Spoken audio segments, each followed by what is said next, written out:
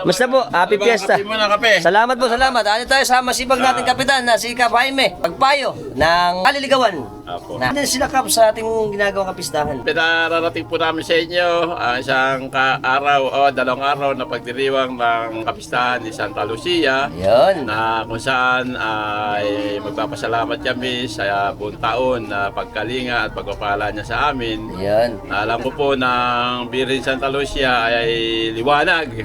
Lagi ko lang po hiniling kay Santa Lucia nawa ang aking mga kabarangay, ang buong pamayanan ng Barangay Kaligawan ay tunay na masalamin ang liwanag.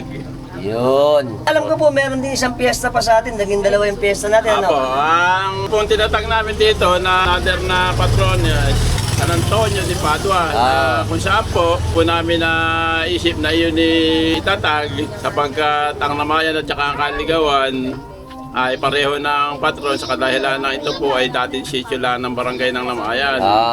Ang sinasabi po ng ating simbahan para magkaroon ng lehitimo na identity, meron tayong parang birth certificate na pagpapatunay na tayo isang lehitimong barangay. Yun. Kaya yun po ay aking pinagsikapan na maisagawa no ako'y panahon na ako po ay pastoral pa lang. Yeah. At yun nga po, at hindi naman po ako nabigo at pinagkaloob na rin ng ating Diyos na yun ang mangyayari at naging kaganapan sa aming barangay dahil isa ko po kinatutuwa dito ng talaga namin bilang isang patron si San Antonio.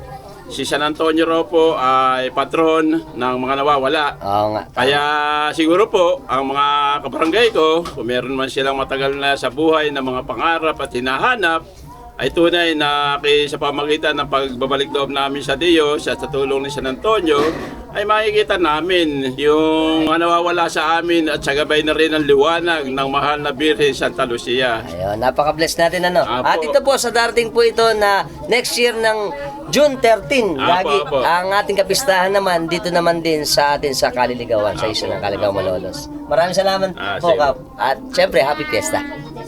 Welcome!